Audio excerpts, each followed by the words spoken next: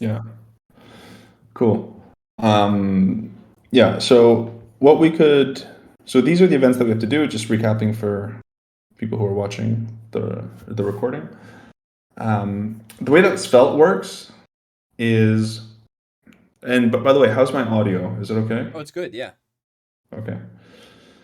The way that Svelte works is in the routes folder, right? Anything that has the double underscore is a layout, meaning you can, yeah, it kind of uses it as a layout for specific routes. So error is a reserved word in case there's an error, and layout is what's used. And you see like the slot. Whenever you see slot, that means whatever is passed within that gets, and you can also see slot in components. So for example, in like if we go to our components file, right?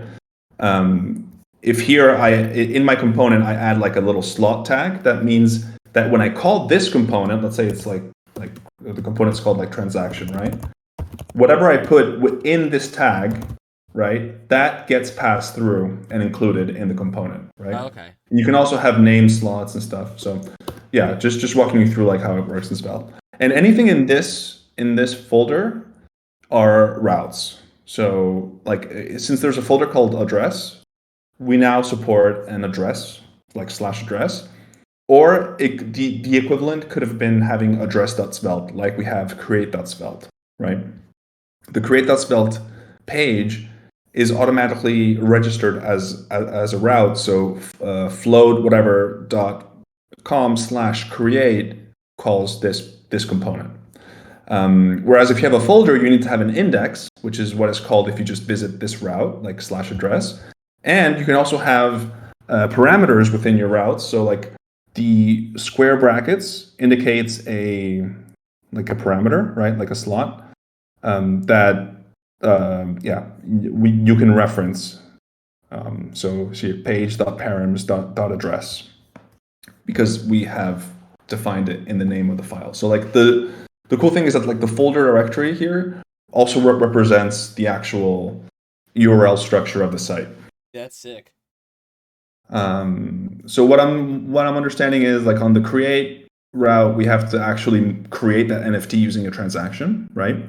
And in the address here, we need to view people's floats, right? So if we go to EC float that we're selling app, and we go to 0x01, right?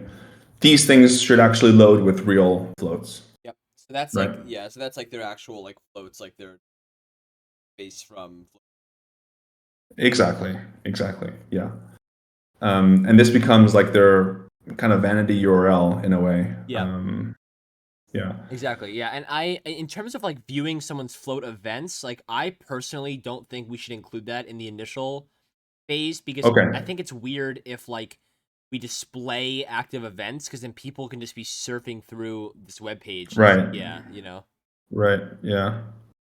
Although it would be like I think it's important for people to be able to see what events they have. No. Yeah, because we also do, yeah, because we also like want to direct people to go there, right? Because that's like half the point. So Right.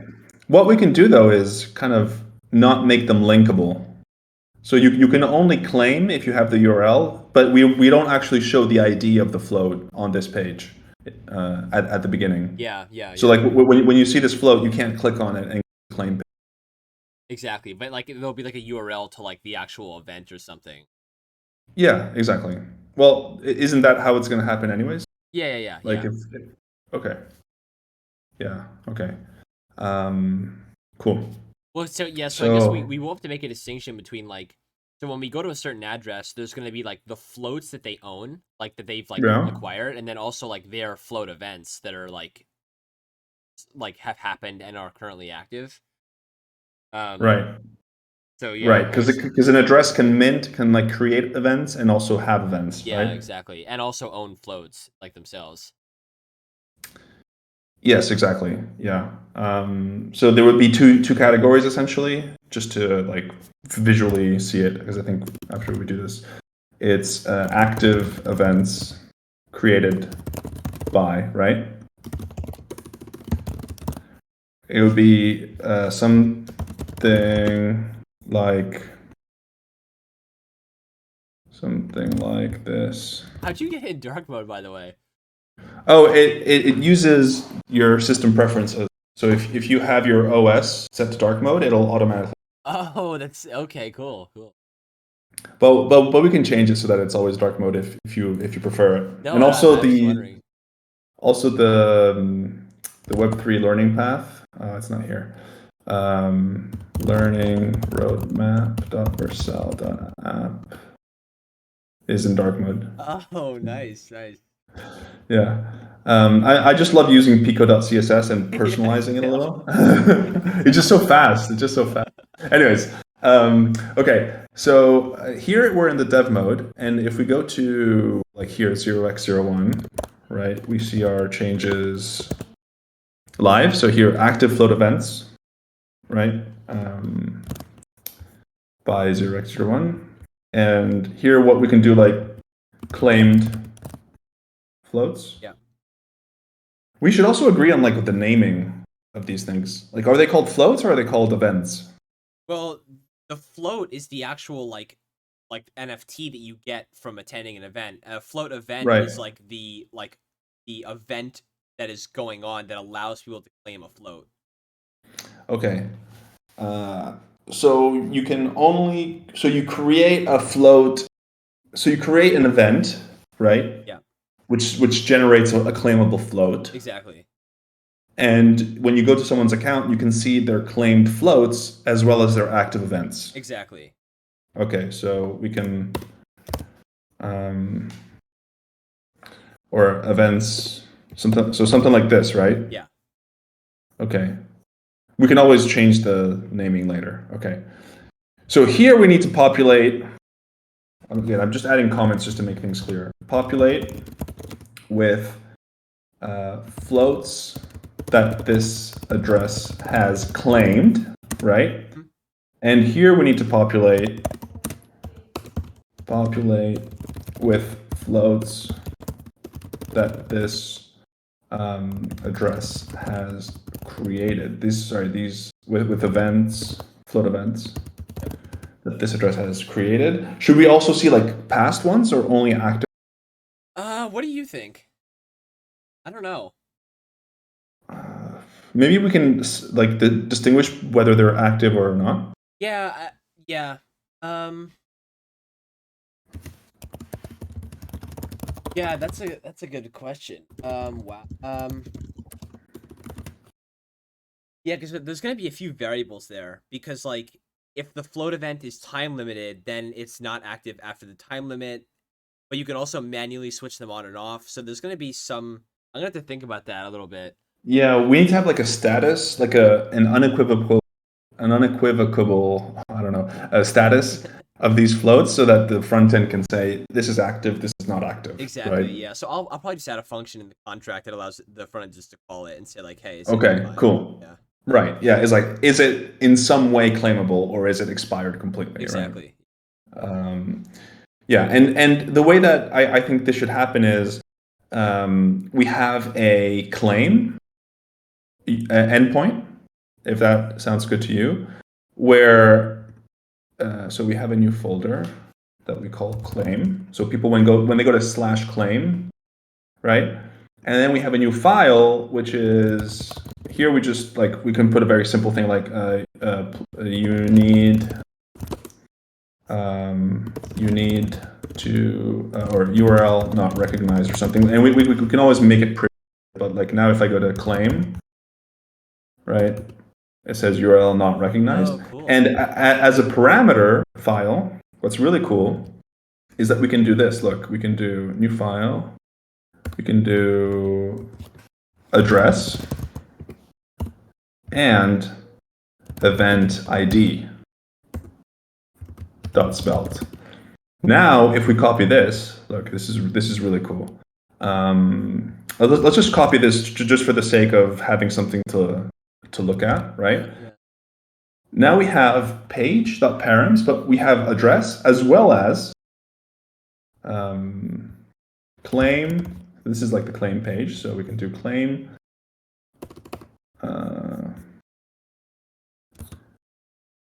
claim event float number, right? And here, instead of address, because like page.params is just a standard spell thing that parses the parameters from this URL structure, right? So now, instead of address, we do event ID. And look, now we do claim 0x01 dash, let's say number 1000, right? Why is it not? Why is it? Is there like an issue? What? Yeah, that's weird. That Yeah, it's loading the wrong claim.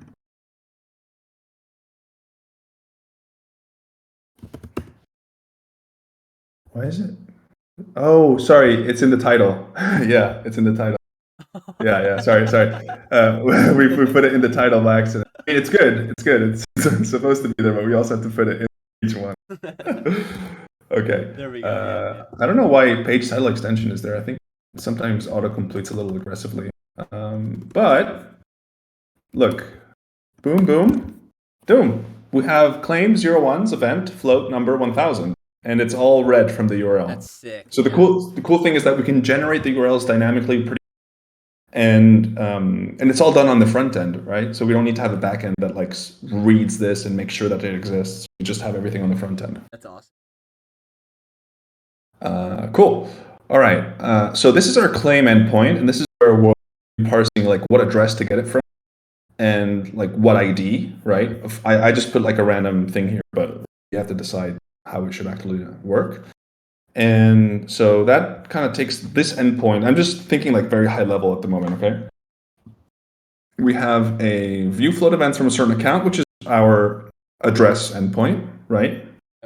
And we can change the naming of this. Like we can do like view, right? Or really, we could also add address as like a base.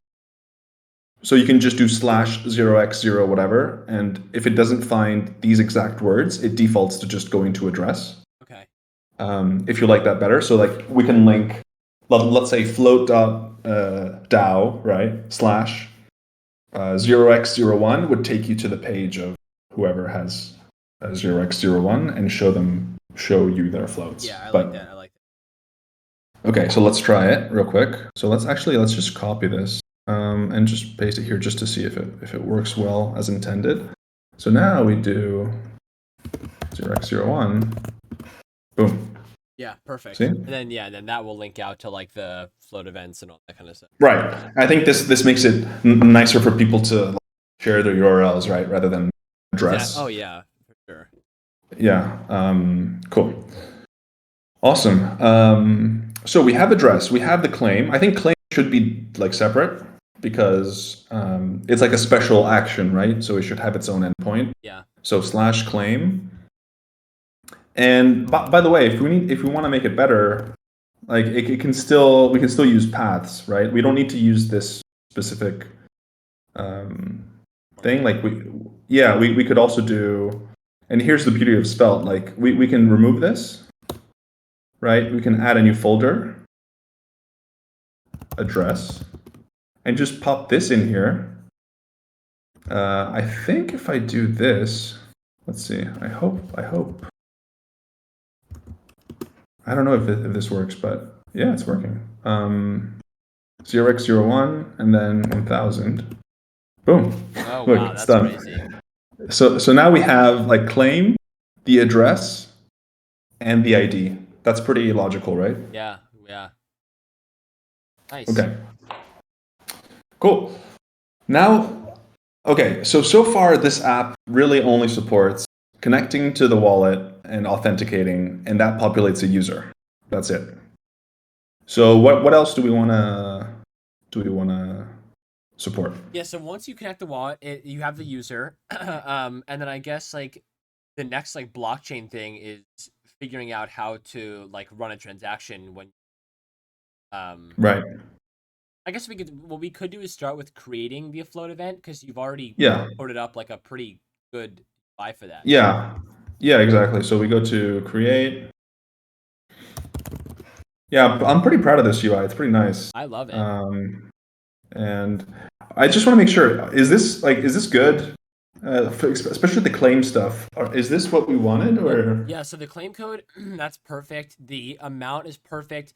The only thing I would say is the time limit. So I was thinking about that, and I feel like uh I'm trying to think um because when you click on that button at the bottom, that's gonna like create the event. Yeah. And so I think that maybe we should just have like an end date and not a start date, because like theoretically when you Okay. start it, like I know that's not like very user friendly, but I don't know how to handle that really otherwise. Oh, okay. But wouldn't you handle it the same way that you? Yeah, Did you mean that's on the cadence side or on the website side? um both, because like so we could specify a start date and an end date, but then like so then how would we display that on the front end like before the start date? Would we just say like this hasn't started yet or something? Yeah, yeah. Yeah. Starts in so much because I think it makes sense for people to prepare these in advance. Yeah, me too. Oh yeah, that's good. Okay, so then I think like how would we? Yeah, so Well, so how do you currently enforce time on the end date? so We would what? just do the same thing. Yeah, so what it does is it basically you would pass in like a time range, so like 3 days, and then it takes the current date on chain and adds 3 days to it and says that's the end date. That's why I'm thinking Yeah. like with the start date, if right now it's February 4th or 5th, whatever it is, and we're like okay, it starts on February 6th. How would on chain, how would it know like how far in advance that is? I guess you would just calculate that and send it into the transaction. Yeah, like we would have a property called start date, which by default is as soon as it's created, Yeah. right? And a precondition of being able to mint it is checking whether the current time, just like you check whether it's within the end date, you check whether it's after the start date. Yeah. Because the thing is that on chain, like the way that you know the date on chain is you do like get current block dot timestamp, which just returns like an unsigned like 64-bit fixed number. Um, Right? so when we're creating this transaction, like what would we pass in as transaction arguments? Would we pass in, because we can't just pass in the start date, because how would that get converted? Maybe I'm overthinking. Yeah, I think so because like we would do exactly the same as also as another condition. So okay, so walk me through how you're doing the from start to finish. Yeah, so you would pass in a time range. So you would say like 3 days, and Hmm. then it sets the start date to whatever the timestamp of the transaction is, and then it sets the end date to that start timestamp plus the time range. Like all in UFix 64. Right. So if we were to specify a start range, we would have to convert that to an unsigned UFix 64 and then send that into the transaction, right? And then that would be the start date. Yeah. Yeah, Yeah. like we would just have to add the concept of a start date, Hmm. which gets pre-populated as the current time if Yeah. it's. Okay. Yeah. But Yeah. we can like start with just like for the sake of getting things. We can start without a start date for the moment, and we can always implement it.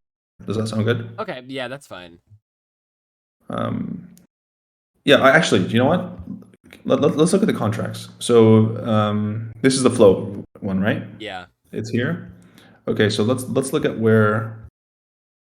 So So you have if you scroll down to I think it should be all the way down where there's like a float event. Yeah. So time lock. oh yeah. So there it is. So there's a date start and there's a date end. And you can see Yeah. that in the init, I pass in a time period, so it sets the date start to the current timestamp. Ah, Yeah. okay. Right. Well, can't we okay, it gets yeah, so here's the thing, like the timestamp is in milliseconds, is like a Linux, is it a epoch or is it I'm something completely different? pretty sure it is. Yeah. Okay. Might be worth looking it up, but yeah, we could forget. because we can just set it as an argument. So rather than getting the current, like if it's empty, the argument, right? Like it's not defined, we define block.timestamp. Yeah. And this time period here, how are you passing? How are we going to pass it in our transaction, right? Yeah, in the transaction, exactly. Yeah, so we would have like, okay, which is calculated in milliseconds, probably seconds, right? Yep. Yeah. Okay. Yes, you just pass in the start and end date just in the milliseconds. Yeah, so we just look at how far away, just like we do for the end. We look at how far away the start time is from the current time, right? We get that time delta in seconds, and we just add it here. So if it's 0, it's 0. This is like the end time period and the start time period. Awesome. Yeah. Yep. Right? Yeah. Or even, and then the rest of the like, I don't know if this exists. That's kind of why I was doubting myself, but could you just convert, like, I mean, I guess obviously you can, I don't know why I was overthinking this, but you could just convert the current time. Like when they click on that calendar thing on the webpage, it would just convert that to when that is in seconds, right? And we would just pass it in. Yeah. Okay. Yeah, exactly. Yeah. Exactly. Yeah, we don't need to super overthink it, but it is nice to make it. I like the concept of using the get current block timestamp because it kind of forces things to be referenced to the chain time. Versus if we just passed in an arbitrary timestamp, it may not always be relative to the timestamp, right? Yeah, true. It's kind of like a little extra check in a way. Yeah. So that if you're, for example, if your system and you try and do this, it's going to put the event in the past because your clock is wrong. Yeah. Whereas if your clock is in the past, and it's going to add that delta at the current time. Which is what we want. Like we can't have people's computers affecting, what the actual is, I mean, it will affect it, but in a way that they can't expect unless they, like it's essentially what I'm trying to say is that if you want to schedule 3 days from now, it'll only work correctly if your computer is set to the right time. Yeah. Right. Yeah. Yeah. Okay, so here we just need to add an extra condition, right? Which is get current block.timestamp is lower than self ending date and greater than self.starting date. Yeah. Or equal. Yep. Yeah. Cool. Yep. And that should be it. Like we don't really need to overthink it too much. Yeah. Sweet. Okay. Yeah, so I'll make all those changes afterwards. Like once I've just figured out like how to set it up. Yeah. Yeah. Okay, cool. So for the sake of like trying to get it to work, shall we okay, so I'll walk you through how I had it in my mind, okay? So in stores here, where are stores? Here. I created a draft float store which kind of contains the state of what we're doing.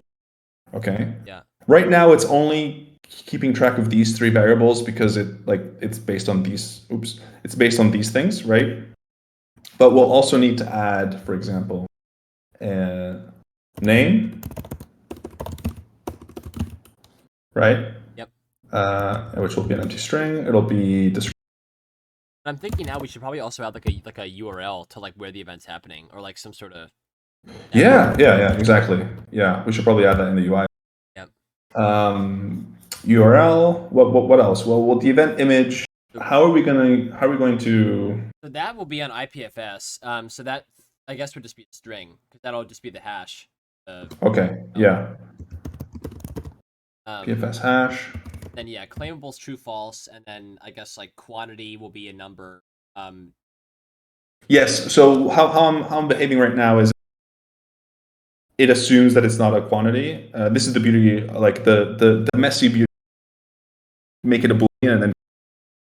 Yep. So like if it's false, it means that someone clicked unlimited, right? Whereas if there is a quantity, then this will turn into a number, and we can. But we can also make it a little bit more elegant, do like field. But I just wanted to keep. Yeah, no, I definitely like it. Okay. And then claim code And enabled. Yeah, so that I guess will also same thing. That'll just be flipped to like just yeah, here we kind of, yeah, we could do that. Yeah, actually, I think I'm actually doing that. Let's see. It's been a while since I looked at this. So here, you see how I'm getting the draft float store on yeah. create.spell, right? And okay. I'm reading from these, and I'm binding these values. Whenever I want the input box to actually change the bind that value to a specific field. I see. So draft float.quantity is being I remember learning put about here. binding. Yeah. Yeah. Here we have float.timebound. Let's see if it. Sorry, let's go to stores. I see. I'm not even writing it here, but there is like a time, right? So let's refresh this. And if I go to time, we can also do a look float subscribe, and let's just console log any time change. Maybe actually use the right syntax. And we do console log. I think value is probably going to be it here. Let's see if that works.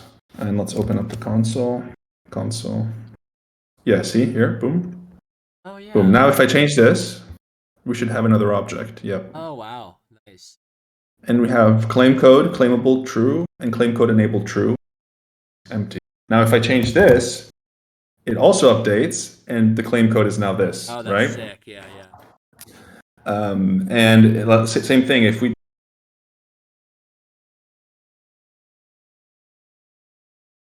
to name, here, we do bind value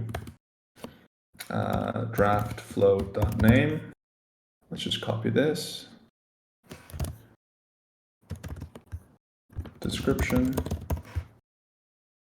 And here, yeah, here, how are we actually going to do the, right now it's in, Yeah, so here we're gonna have to like call I don't know how to do this in Go, but we're basically just gonna need to call a function every time that or like when someone I guess uploads it, and that will just call a yeah, function that submits it to IPFS and then hash. right, okay. Yeah, okay, maybe we does that sound good? Yeah. Because, and we won't actually bind it right now. Let's just like ignore it, because I think that's just like a thing that will take up a lot of time to do. Yeah, yeah. And it's not actually connecting the cadence. Because really, like how this works is exactly the same. We just need to make a little. Yeah. I could also probably like figure out how to hook that up also. Okay, okay, yeah. Cool. So now we add a URL, so like https twitter.com, right? Boom, we have twitter.com as our URL. So we now also have a URL. Perfect. Okay. Okay, so shall we? So, okay, so let's just go through it. So like not claimable, meaning to claim it ourselves. That means that, yeah, claimable false, right? Yep. If it's claimable false, we have to just ignore everything else on the cadence side, right? Yeah, Like if it's that's not, easy. yeah. Whereas if it's claimable, and we do like 5,000, is the quantity being? Let's double check. Yeah, 500. Perfect. Perfect. And there's a time limit. Let's double check that this is being set. I think it is because. Okay, boom. Let's see. Yeah, look at that. We have the. Oh, nice. I think we can actually convert this to. We need to convert this to Unix time, right? Yeah. Okay. No biggie. That's I probably think just we can just. yeah, that's probably something to Yeah, I think we can just. Um, So here is find value start time, end time. I think the best way to convert this is um,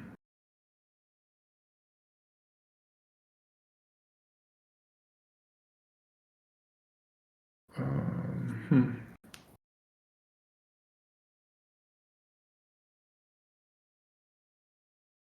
Well, actually, no. Actually, sorry.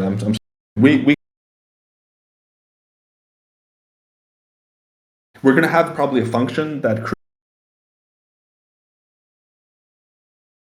corresponds to the right schema that it needs, to the right values that it needs. Yeah. I doesn't cadence column expects this. So like, yeah, I think it's fine to go as it is. That same function will also be responsible for checking that everything that needs to be specified is specified. Yep. Okay. Nice. Okay. So right. So let's go to your GitHub and let's go to Float. This would be a transaction. Exactly. Yeah, and it should be start event. Start event. Okay. Cool.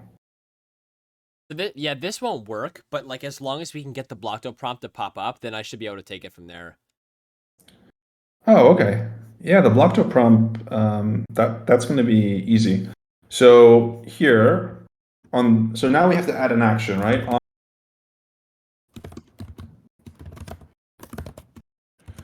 Here we'll do create float, and we'll pass in the draft float so that it's like a pure function. This create float function we will import, and we'll create float. Actually, we can have it in our actions. I think that's the best place because that's where we have all our cadence. So create float. And here in our flow folder, we have let's actually save this. In our flow folder, we have a actions page, right? Yeah. Where here's an example of using the FCL quick to run a transaction. Oh yeah, what is that, by the way? Yeah, so what is that like other FCL thing? Yeah, this is just something that the way I use I started from the FCL quick start for SvelteKit that to build Flow. Yeah. So that all of the FCL piping was already. Oh, cool. So I created this actions folder where I have all of the functions. Yeah. So for example, here we would do so like here in the FCL quick start, actually, it's FCL SvelteKit for cell.app. Surprise, surprise! It's like the usual UI, right? It's and yeah, it all works. And this init account is just this, right? It's like it's the create profile one. Okay. And then there's also this send query is like a load profile, and it just reads from like a standard profile contract that is specified in the settings, I think. Okay. So I see it uses like the fcl.mutate and fcl.query. Is there a way I can just do the normal, because I know the other way, can I still use like the fcl.send syntax or? Yeah, of course. Yeah. So the cool thing,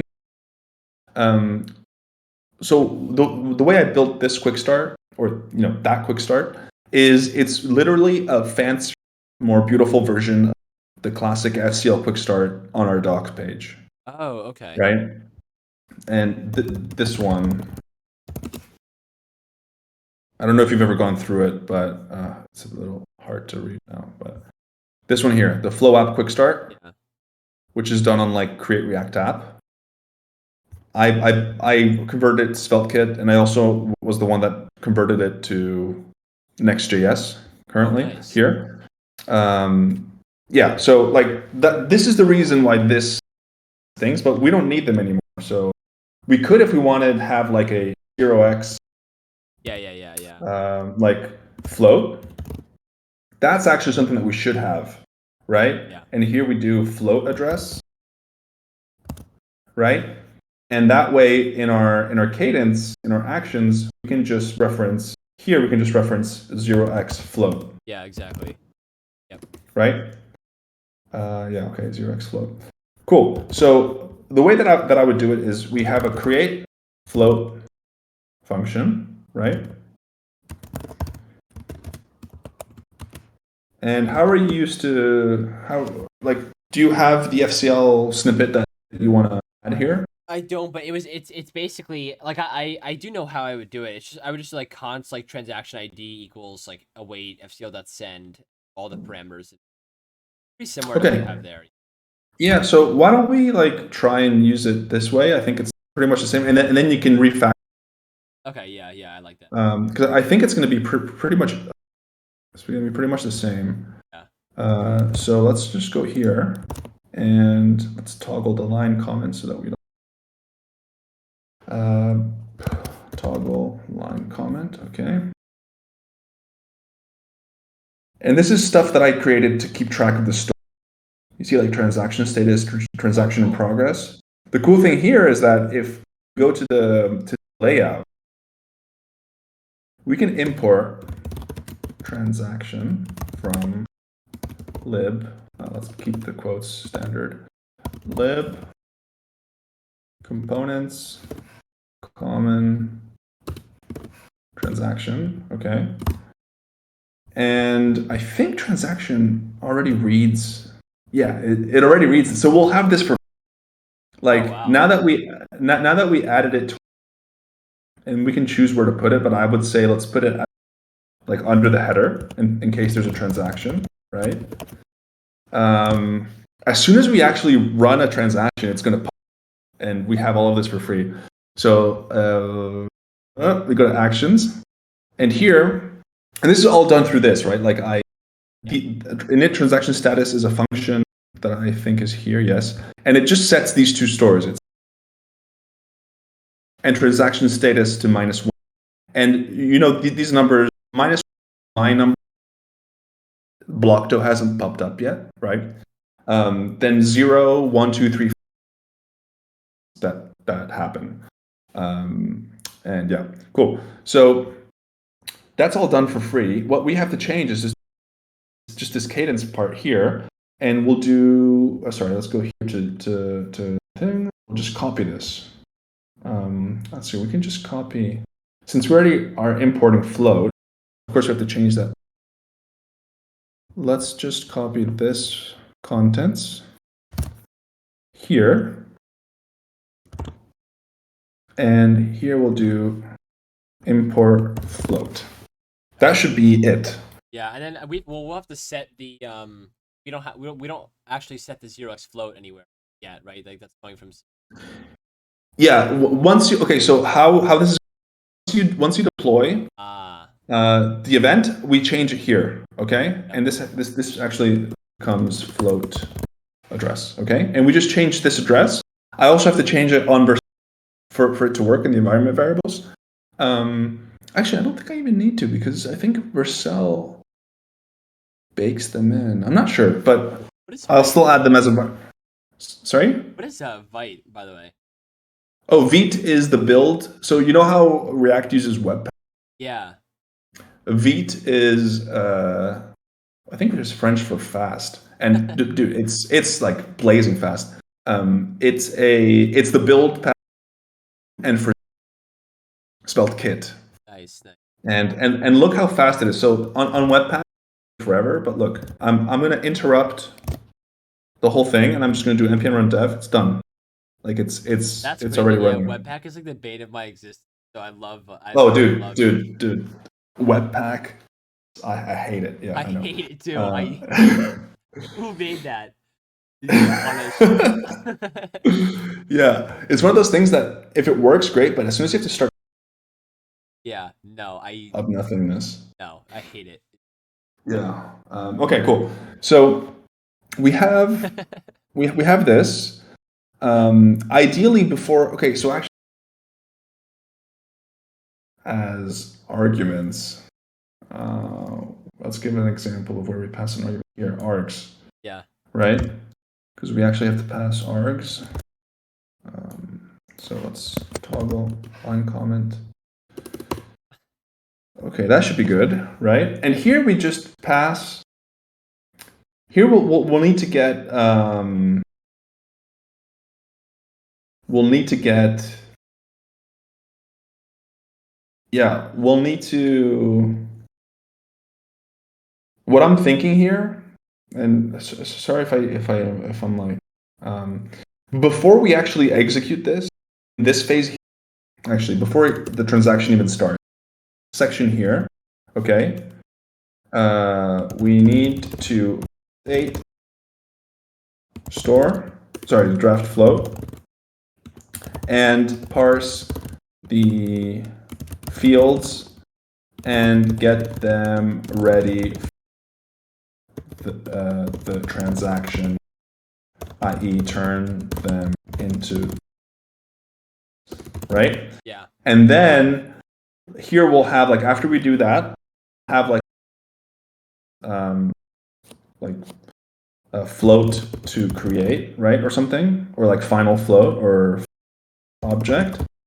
And here we'll do, for example, float object dot whatever, dot name dot, okay, dot description dot URL, depending on what parameters the transaction actually needs. Let's see. Yeah, see, here we have like name, description, transferable, time period. Yeah. Oh, that's another thing I forgot. Yeah, transferable. So that's like the admin is allowed to determine whether or not. Oh, okay. Okay, cool. And look on the spelled side, right? We go to stores. Not the flow store, because I have like a flow folder. Stores like user and the transaction. Yep.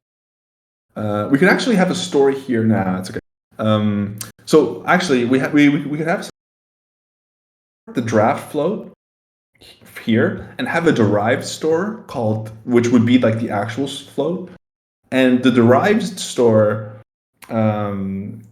basically is triggered anytime the original one or more stores changes, and and you can like do some stuff on it and expose that as a store, right? So if I had a store that was the current timestamp, I could have a derived store of that adds 1 day to that timestamp, and I could access that. Yep. Right. Cool. So here we go to our like main folder here, and transferable, right? And it's true by default, correct? Or false? Okay. And on the create page, we will have a little toggle. I love toggles. Create. Oops. Does not provide an export create float. Oh yeah, sorry. Oops. We have to save this, even though it's okay. That should work. It's also spelled. Oh, well, that's how you spell it in my book. Okay. Now we go to actions, and wait, is it spelled? Oh, do I import it wrong? Yeah. I import it wrong? Okay, yeah, okay. Create. Yeah. Perfect. And let's refresh, perfect. And now, before we do the configuration, the top of, so we have two options. We either make it like this, right? So it's similar, or we use like the little toggle, like transferable, yes, no. Which one do you? I like this? what you have so far. Yeah. Okay, cool. Yeah. Then let's copy something like this.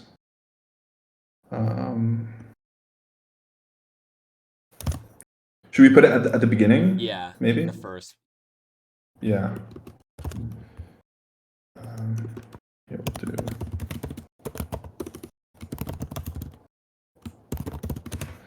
And we'll do here transferable.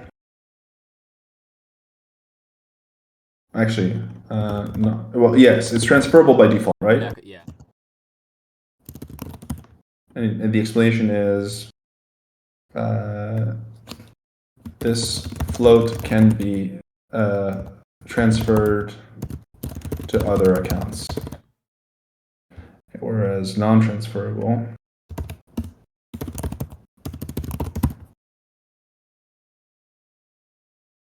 and we can use the soul bound.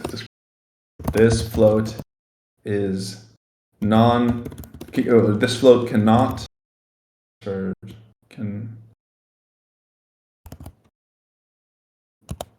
let's do strong, just to cannot be transferred to any other account, or cannot be transferred to others, i.e.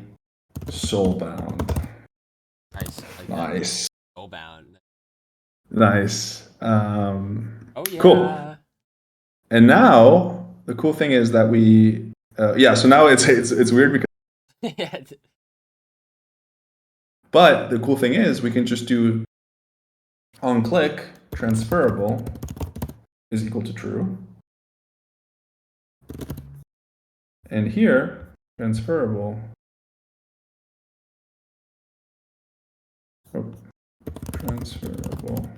is equal to false. So let's refresh. What? Oh yeah, because it's. Oh yeah.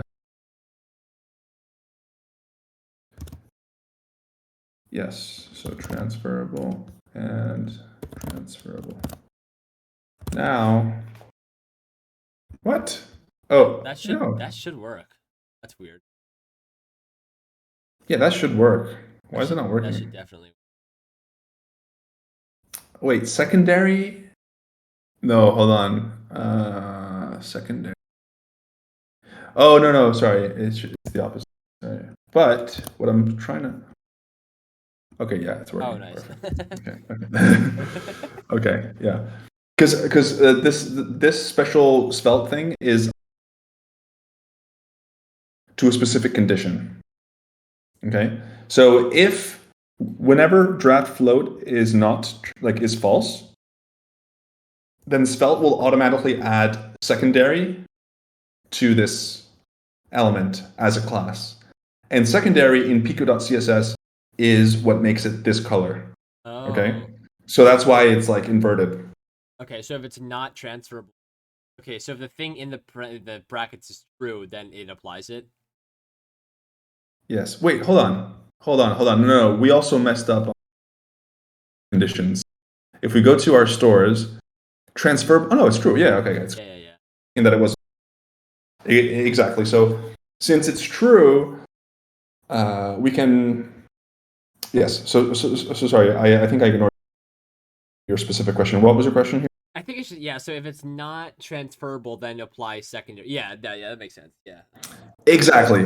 If this is false, then this condition is true, right? Because it's like not. So like right, it's like has a little exclamation mark. Therefore, this condition evaluates to true. Therefore, this class is applied, which makes it look like this. Yeah. So when I click here, it turns to false. This turns to true. Therefore, the secondary class, which makes it muted. Okay, it's a little contorted, but it's just a. Yeah, that makes sense. Cool. Awesome. So we already did that quickly. I can let you specify exactly what parameters we need, right? Based on your contracts, because I think you still have to deploy it. So yeah, maybe what I can do here.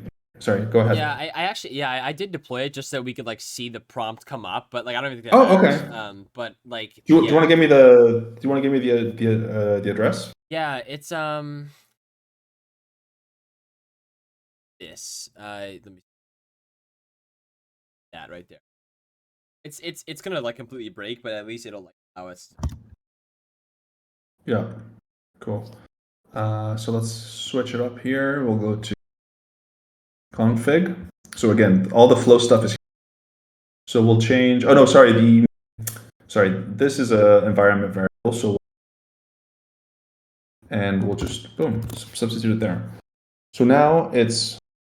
I think if we change this, we have to. Yeah. I think if we change the environment variable, it doesn't re-trigger.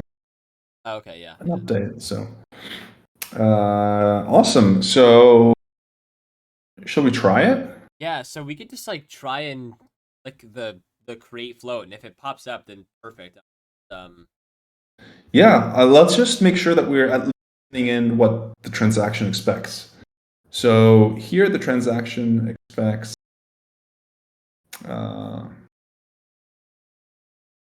sorry, we'll go to actions, right? This is our create float action. So in this section, we will read from, so create float is an object, right?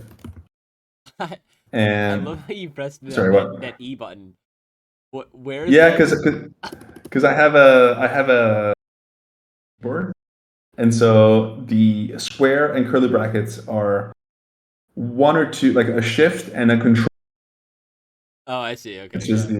Yeah. No, I it's just always laugh annoying. because every time a bracket or parenthesis comes up, I know the E's coming out. It's become my signature. Okay, so here we can import from our regular stores. Actually, I don't like the fact that we're mixing up stores, but I guess no. Sorry, I'm right. You're right. Float. Yeah, so we're passing it in. So that's Yeah. you know. Have to pass it in, or is it just like, won't it just be in the... So yes, but this is more like a philosophical. So everything that's in flow should not give a rat's ass about what is outside, because we could potentially, for example, work with, so maybe the concept of store doesn't exist if someone wants to copy these conf files. So the way that I did it is when the create page, whenever it's ready to create the store, here, we pass in the draft float values to create float, right? So that it kind of locks it in place, and you can't change it because that's what we're passing. Oh, yeah. I kind of like this. The create float function doesn't care. All it is a object that it can play with and do the transaction. Yeah. In this case, right? But yes, to answer your question, we could do like import this store here, right? But then this context here, and this is just philosophical. This context here would have to mix itself with the flow content, with which right, to keep the separation as much as possible. So here we have the draft float, and the draft float will be an object that literally looks like whatever we have. This will be the object that comes, right? So we have to create an object here that are specific to our UI. For example, like claim code enabled. It actually, we both, all of these values we could care about in our contract as well, but maybe here we could have a field first time user, right? Yeah. Or some sort of like first float or something. The transaction itself doesn't care about. This gives us a break away from whatever we decide, from however we decide to structure the draft float store that the UI uses, to the actual float object that is used to read the arguments. Yeah, it's basically just like formatting the data so that sensitive. Exactly. So here, what we can do, so we'll declare this object.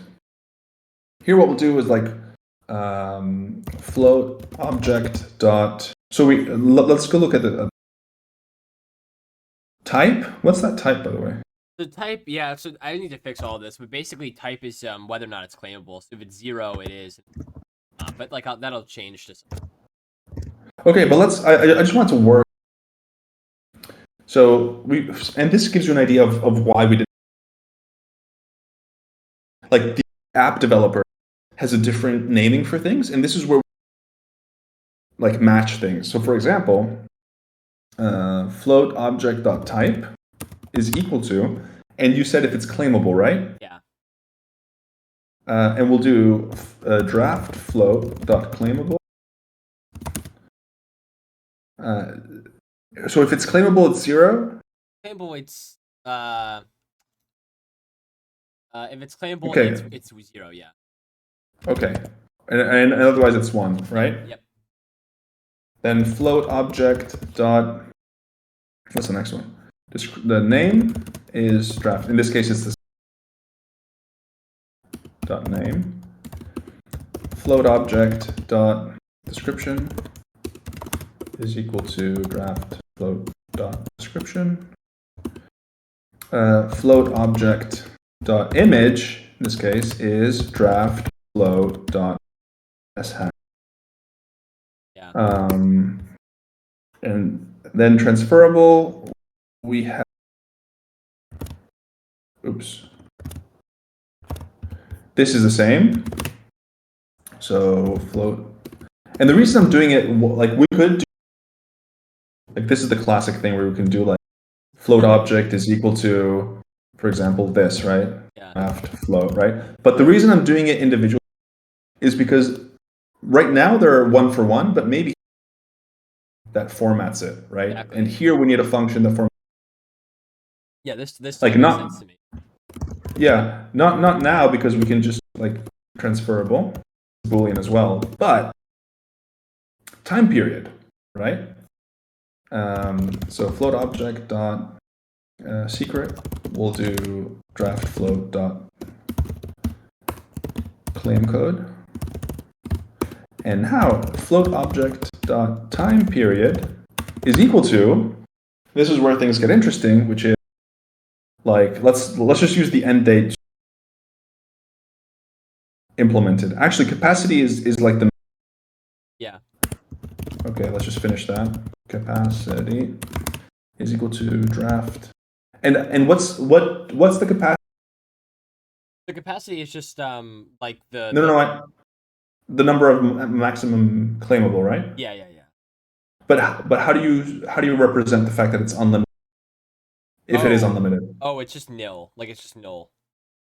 Oh, okay, cool. So we can do draft float dot here. What's it called here? If we look here, quantity, right? Go like that. Oh, yeah, boom. Yeah. Because quantity is also the same thing, and it's going to be null, right? And actually, we can, yeah. Obviously, this needs some testing, but okay. And then time period here we have float dot end date. Is it? I don't remember. Let's see.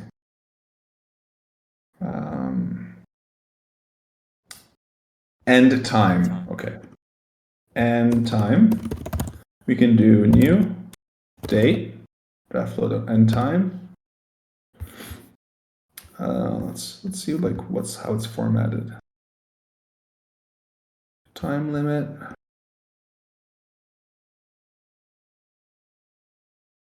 Yeah, I'm just wondering, is that passing in the right time zone? Fear not. Okay, but yeah, but we don't have to like worry about it right. That's just like a little implementation detail that we need to figure out, but it's not right. It's just like knowing how to format a time here. Yeah. Yeah, I think that should be good. New date, and this is a little trick. If you do this, it converts it to a timestamp, and we can do the seconds. Oh, really? Right. Nice. Yeah, look here. If you go here, you do new date. It returns this, but if you do plus new date, boom. Oh, that's awesome. And you do 1,000, then this is the Unix. Because JavaScript uses milliseconds, I believe, whereas these are the seconds. I don't know if, do you know if Cadence uses milliseconds? I don't know, honestly. Probably in the docs Okay. somewhere. Yeah. Let's say Cadence, block, or timestamp.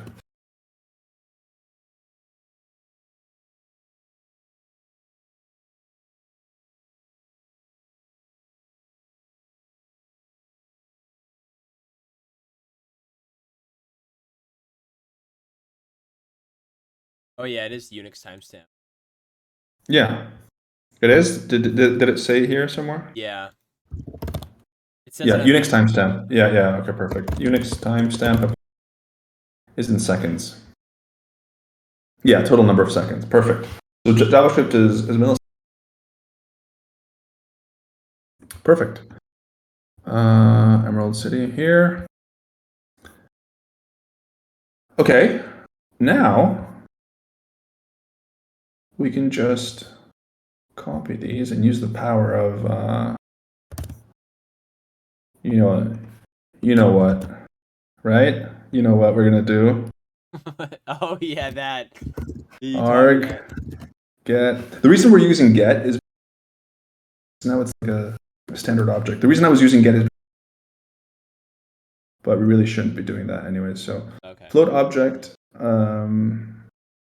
dot time, and we can look at that. Boom, boom, boom, Yeah.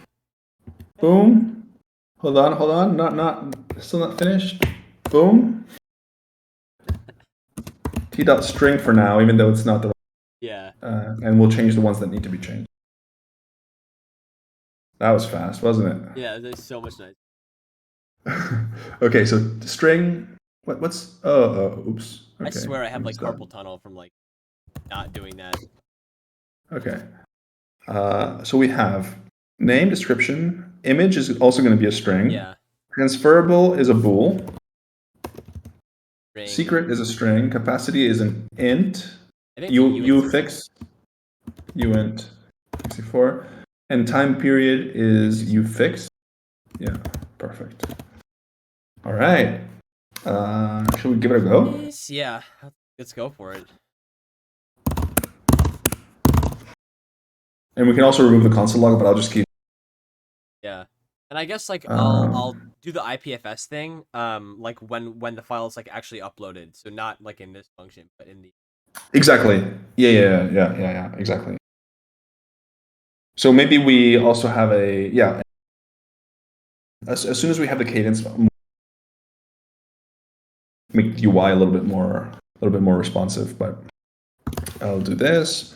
We'll do we'll do time limit. Just write out the end date this time, and use claim code. Let's just test. Okay. Yeah. Are you ready? Now we're going to connect our wallet. Oh, it shouldn't. Oh, nice. Boom. Wow. Okay. Yeah. Hey, I do things properly, okay? You do. And now we do create float. Oh, damn.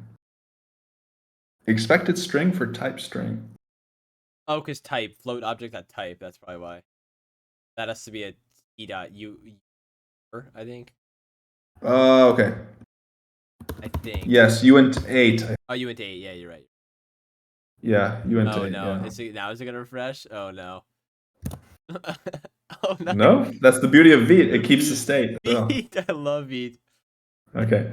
True Create webpack. float. Missing. Pussing. Ooh. Ooh. Nice. Look at that. Nice. Okay, wait. This is a super minor detail, but is there a reason why it's like a white background now? No, I never figured that out. To be honest, I think it's a Pico thing, but we can style. We No, I mean it doesn't actually matter, but yeah. Nice. I mean it's kind of cool. and look, it's Yeah, look at that. was passing in numbers as values for fixed and ufix is deprecated and will cease to work in. That seems like an old version of the types to me. I don't know why. That seems. Yeah. Yeah, it seems like an old version. Like. Let's try this again. Oh, maybe. Oh, is it because it wants you to put like a decimal? Oh no, but it should be a decimal. Why is it so bad?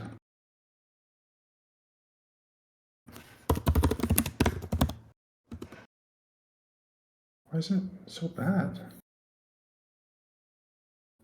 Damn it! I wanted to show up. I wanted it to show up. Okay, I have an idea. Add folder to workspace. Svelte kit. And we're going to go to source, app.css. Do I have anything related to transaction? No, card. Okay. Oh, I know why. I think I have this on Float as well. It's source, app.css, because it really is just a... Yeah, okay. I think I have to put it just in a better location. So if we go to layout, this transaction should be, oops, what am I doing? Here. Let's see how it is here, by the way. And then I have to go soon, but I think hopefully this was helpful. No, it's super helpful, yeah, because now I can actually hook everything up.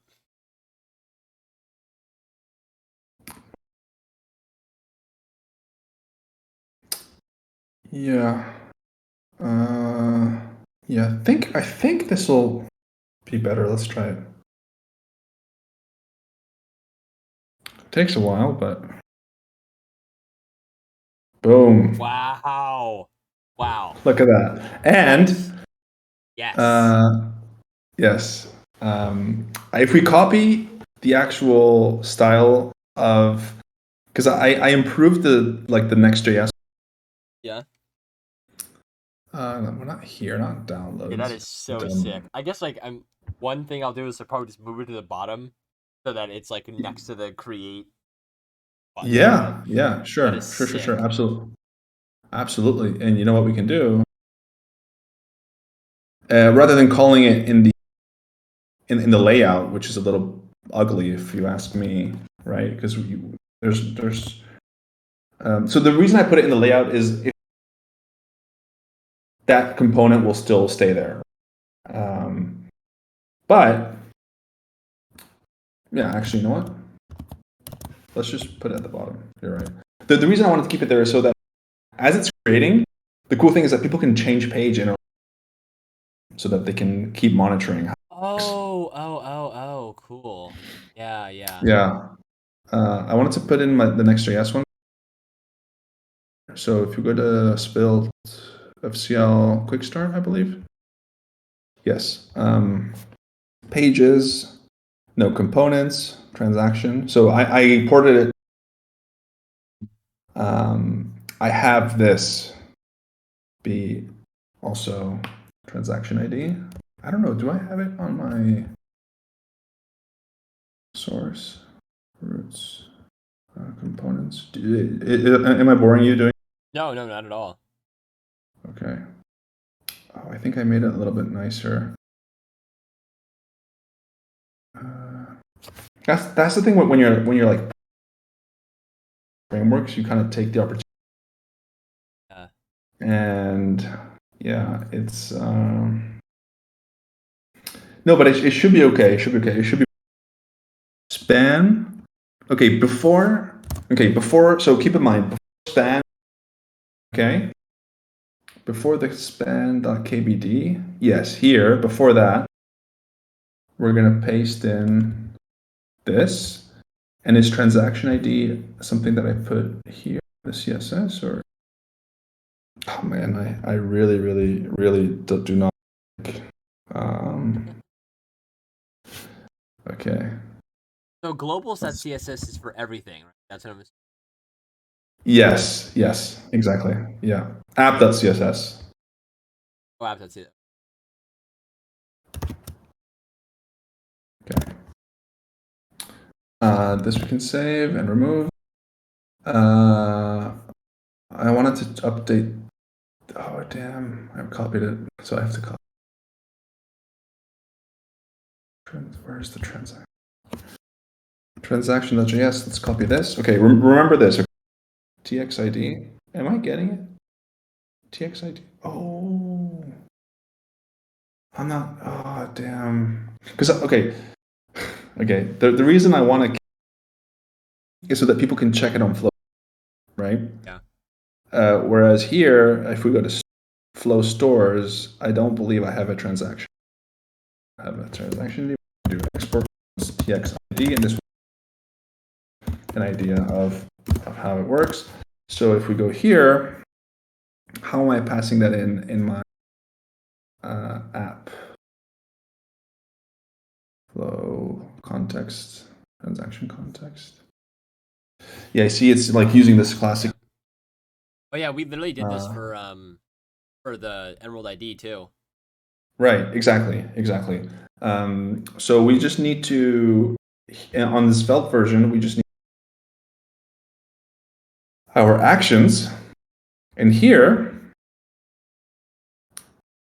no, here, Action ID. yeah, the transaction. As soon as I get it, we have to import it here, right? So we go to user, txid, and as soon as we get it, txid.set, because what you inside component $txid, and that automatically unwraps it, right? Yeah. And you can do like $tx equals something, which is a lot. But since we're in a JS context, not in a, because a store is nothing else than a function with that update method. So we just do txid.set and transaction ID. Boom. And that's set. Now the cool thing is in our transaction component, we import txid and class name. How ugly. Class name. Use class name. Out of here. Yeah, and the cool thing is we can put not when it's an Yeah, just we'll outside. never know. Yeah. Yeah. Unfortunately, we'll have to like put it in.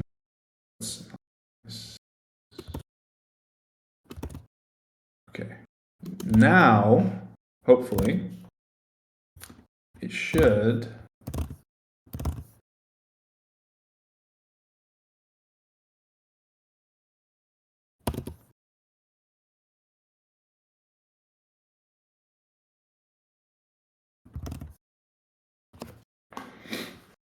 Exciting.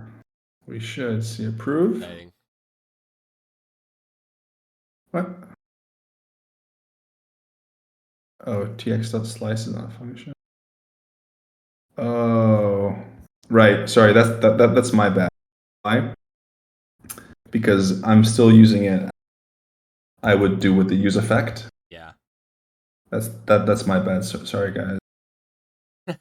So let's do $1 here, because since we're in the con, we can use $1, and let's just recopy this. Wait, why did we use $1 again?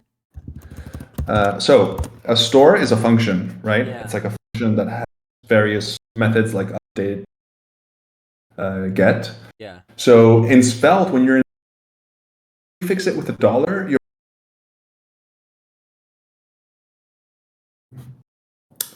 okay. So a store, right? Yeah. Here, when we create a store, you see how we're using a function called.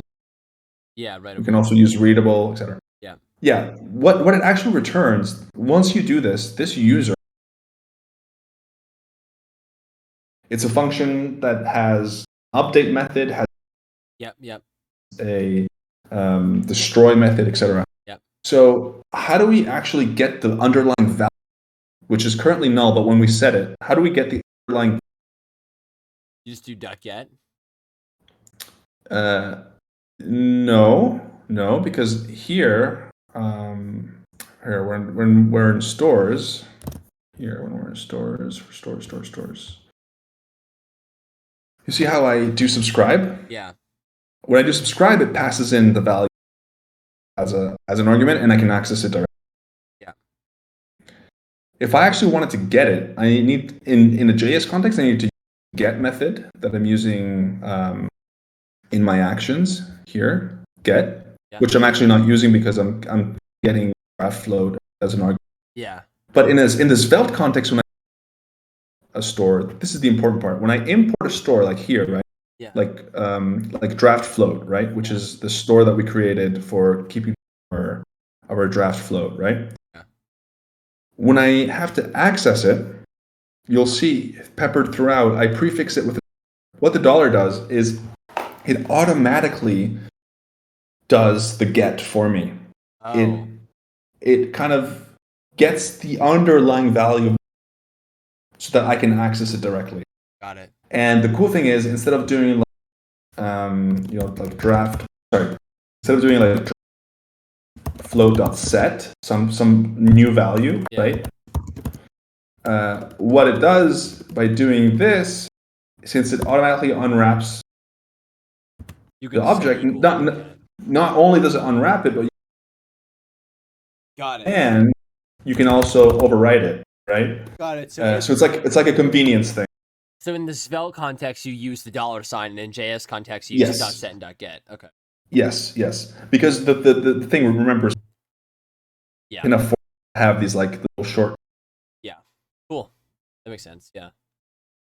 So now let's try it again. See, now it's initialized. Okay. Yeah. Now I'll do approve. That's so exciting. Boom. We can check this transaction. Yeah. Oh, that is so awesome. exciting. Execution failure. I mean, we were expecting it. Oh yeah. It's gonna fail. Yeah, but that's amazing. Yeah. Nice, right? So nice. Okay, so let's quit this because again, I have to. Yeah. Check how we're doing in terms. So we have this added. Let's git add source, git status. Okay, git commit. Started adding git push origin main, and now hopefully that also gave you a good idea. The Svelte